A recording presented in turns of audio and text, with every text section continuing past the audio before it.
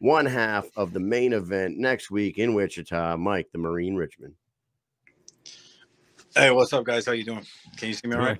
Yeah. Oh, yeah. I love the fold of the hands. As soon as you went in, you lean back, interlock the fingers.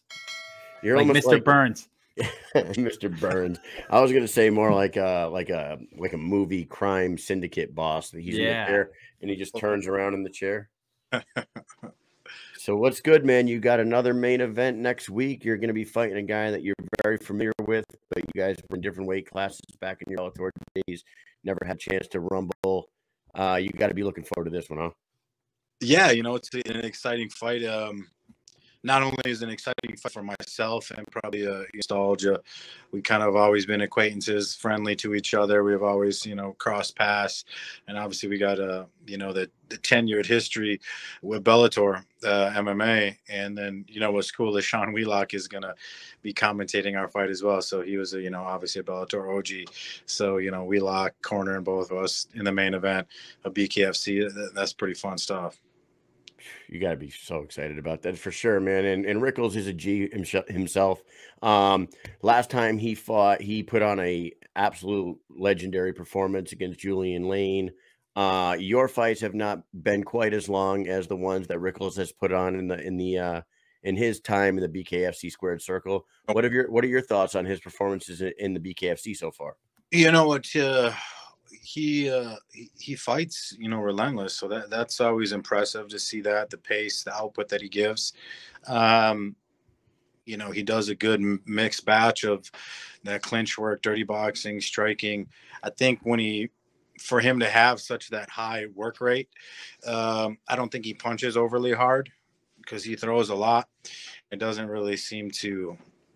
I mean, you can, in bare knuckle, you can hurt anybody, right? But he's had 2 fights where he's thrown a high punch count, and I've yet to see him really, zing someone. I think he kind of got Julian a couple of times, or Julian just shelled up heavy, but he's never really kind of got someone on noodle legs or anything like that. But I think that has to do with just his volume. In order to have that punch count, and if you're ripping heavy shots, you're going to get tired a little bit more faster than kind of doing just kind of a touch and go, attack, clinch, attack type of pace. Mike? Dude, I'm so excited to see this because, as Kyle said, and you have said, like, you go way back. You guys were in different weight classes. I'm sure it's a fight that anyone would have loved to seen then. And at this point, now you take the gloves off and you go at it. And I think that it is going to be a tough fight for him because of the power that you bring, because nothing against Julian Lane, but I see the body shots that you throw. Obviously, he's got to train for them, right? But he leaves himself pretty wide open, I think, when he fights. At least when he fought in his last fight in Julian Lane, he was wide open a lot. And I just don't know. And he's probably not going to come with that same strategy against you. But it's going to be a long night if he does come with that same strategy, where he's just going to be winging punches and going all out. You would like to think that he'll tighten up his defense, even with his offense, his entries. He won't be as loose. He reaches a lot. I think when he gets in that mid-range, he'll throw kind of like a sloppy overhand so he can get that clinch. And I think when you do those type of things, you definitely leave your body exposed for me to take advantage of it. And I'll be looking for all the openings. See, depending on the style that he brings, I can lay back and draw him in, and I can counterpunch. Of course, I always like to attack, and I always like to be the aggressor. I think he likes to attack and to be the aggressor. Fighting Dakota Cochran, he was a very much a pressure fighter as well. But there's something about, and I don't mean this arrogantly. I mean, for the longest time, I never really like, yeah, I can hit hard, but when it comes to bare knuckle, and even in MMA, it's some of the highs of my career when I was really on, when I crack you, when I give you a good one, either you're going down, and if you don't go down, you're thinking to yourself, holy fuck, man, maybe I shouldn't jump in like that anymore. Maybe I should tighten up your defense. Now he's backing on his heels, and now I dictate the rhythm, the pace, and we're dancing to how I want to dance. And, that's always going to be my game plan, is exploit his weaknesses, but just take advantages of my strengths. Now, Your first fight in the BKFC was against Marcel Stamps. He was a former heavyweight title contender. You know, wasn't quite a heavyweight, but he was much bigger than you as far as height and length and size goes. You made easy work out of him. Then they put you in against the, consensus number 185 pounder. You fight at 175 pounds, Dakota Cochran. They think it's going to be a rough night for the Marine. You run through him. Now you're going into enemy territory. You're going into Wichita, Kansas, which is his hometown. Mm-hmm. Are you expecting a long, grueling fight finally a long, grueling war for the Marine this time out, or do you see it all kind of playing out the same way? You know what? I always envision, I mean, every time I envision this fight, I envision me knocking him out, whether it's my lead, whether it's my right hook or my straight left, or putting him down with a body shot. Everything that I envision about this fight leads to me winning by knockout. And of course, maybe I'm feeling myself, and I'm really feeling kind of how my performances have been of late. But I can't not see a knockout finish. I can't not see it. I see it in the second, maybe the third, or possibly the first. I think depending on how quickly I can get in a rhythm. If he has a really, really strong chin, then it could be, yeah. If he can take my shots, then we're going 5 rounds, and I know he's going to put on a big pace that I'm going to have to really readjust midway through the fight and kind of score on him. One thing I will notice is he doesn't look as chinny and bare knuckle than he has in the past in Bellator MMA.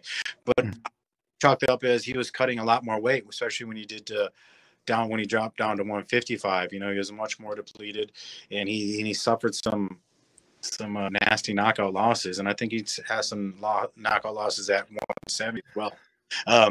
We were both much skinnier in Bellator, and we were both much smaller, and now we're both much bigger.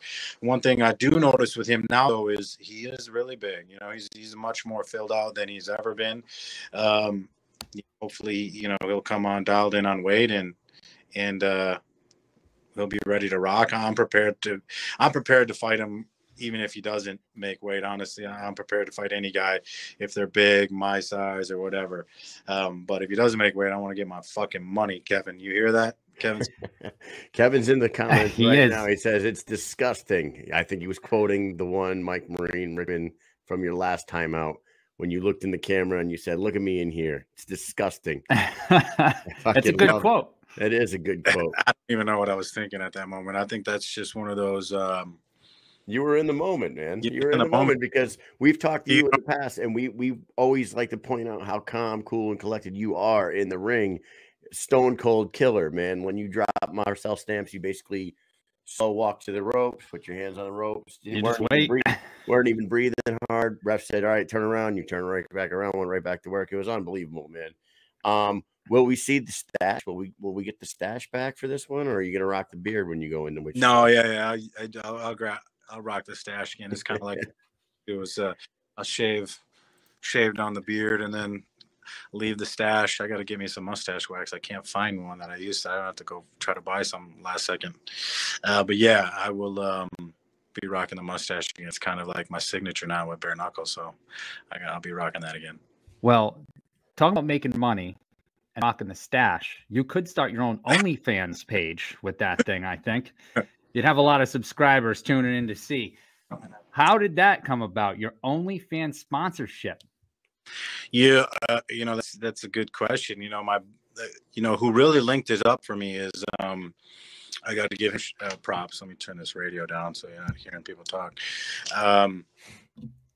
His name's Jay Cohen. He was a long time. He's still a producer for Bellator MMA. So I knew him all back in the Bellator days, and then he still produces stuff for Showtime and whatnot. And he produces some shows for BKFC. And he ended up hitting me up, and he knew some of the people, and he's made some connections with them, and he's the one that brought it to my attention. And it's a pretty cool deal. I got a great, nice signing bonus, and then they're sponsoring me for the fight, so that's additional pay. And then I got a 6-month agreement with them. And but people they're not getting away from explicit content. Yes. I don't think if everyone's thinking I'm going to be whipping my dick out. No, you're whipping the mustache. You're giving mustache rides live on the air. Mustache rides all night long. They're really starting to bring on influencers, fighters, fitness people. Like they're trying to make it a non. They're still keeping the explicit side for sure, but they're bringing in like non-explicit type of content. So for me, it's just going to be, behind the scenes stuff, Q&A stuff, behind the scenes at the gym, behind the scenes, daily life, personal life, whatever, just other ways that fans can connect with you in that manner. So it's a pretty cool thing. It's a pretty pretty cool deal. And whenever I post about, being sponsored by OnlyFans, everyone obviously thinks, they think that you're going to be doing baking tutorials on how to bake a cake. Yeah. Oh, you know what, dude? You don't even have to do anything on OnlyFans anymore. I watched a girl that was on Instagram. Somebody asked her how she got her McLaren, and she was like sitting in the driver's seat of a McLaren. The dude's like, dude, that's a badass car. How do you get it? She's like, I have an OnlyFans. I sell my toenails and my bathwater. It's like, what? What? I believe there's a lot of dudes with a lot of just like expendable cash, man. That's for sure. No, that's fucking awesome, Mike. We look forward to seeing you out there. We're gonna do a March Madness bracket with you because you are kind of like a bare knuckle king right now. By the way, after this fight, ladies and gentlemen, the winner of this one is next for a title, right? Thiago Alves or whoever shall be holding that at the time. That's what they say. We'll see. I'm gonna just say this. Oh, it better. In my opinion, it cannot be Mike Perry. I know Mike Perry's huge name. I know Mike Perry's a huge draw. Mike Perry's got one win. The winner of this one is going to be, far beyond Mike Perry in the bare knuckle realm. Let him fight Francisco Ricci. Let him fight him, get his $2,000 that he owes him from his car, and let the winner of this one get their title shot. I think that's perfect. I agree. I mean, I definitely agree. Hopefully that will be the case. I think there's a small cynical version of me, cynical side of me that's thinking that they're going to still book the Thiago Perry fight, and then I'll have to wait a little bit longer, and then I'll fight the winner of that, assuming that they stay true to the winner of Rickels and I fights for the title. But man, I've been in this combat sports game long enough to realize that it's never really truly going to happen until you sign the contract and you're walking out for that fight. So we'll see. Big Ben says you sleep Perry in one round if you were to fight him. I think, matchup wise, I match up very well with Perry. Man, exciting. You got a lot of exciting fights around you in that weight class now. It's unreal, man. We can't wait to see it. We're going to play a little thing called Bare Knuckle March Madness. Bare Knuckle fighting movies. You're going to decide which one's the best bare knuckle fighting movie ever. First round. Here we go. These are hard, dude. These are very hard, by the way. Fight Club versus Bloodsport. Bloodsport, for sure. Oh my God. Wasn't even a hesitation. I thought that would have been a tough one, Mike. Holy shit. I like a fucking goddamn Bloodsport's a classic. All right. Snatch versus Gladiator. Ooh, I fucking liked Gladiator a lot because of the bare knuckle at the end. I would have to go with Gladiator. All right, then you crown it. Bloodsport versus Gladiator, greatest bare knuckle fighting movie of all time. Oh man, I thought you guys were gonna bust out Lionheart. I'm disappointed. Fucking Jean-Claude Van Damme's Lionheart's not in there. I'm in there. I'll let that slide. Disappointed in myself. Right. We had to do top 4 to keep it moving instead of because we were doing 8, but we were like we got to do this a little faster today, so we only got to do 4. I fucking love that movie. Gladiator versus Bloodsport. Yeah, it's there. It is. The Marine crowns Bloodsport the greatest bare knuckle fighting movie of all time. He is fighting BKFC 23 main event, Dave Rickels, Wichita, Kansas, April 9th. 8th. We're going to be there, and I keep forgetting what the date is. But we'll give you a chance, say a few last words, and let you get back to work. No, man, I just hope everyone tunes in. I hope everyone tunes in on the BK TV app. I believe the app, you can order it on there as well. Rick's Cabaret Minneapolis will be showing it. Rick's Cabaret Pittsburgh, Rick's Cabaret Fort Worth. I think Rick's Cabaret DFW locations will be showing it. All the Bombshells restaurants in Texas and down south, they'll be showing it as well. So go to your local Bombshells. And I'm excited about this. I know this fight this fight's coming with extra media, extra sponsorships, you know, a lot of extra pressure that comes with these next levels that you take to get up to the title. And you know, I'm ready to showcase my skills again against a very tough opponent, and I'm looking to go out there and be fucking disgusting. So that's the plan, guys. So thanks for having me on again. All right, brother. You Thanks have for a coming on. good night, and we'll see you next week. All right, later, man.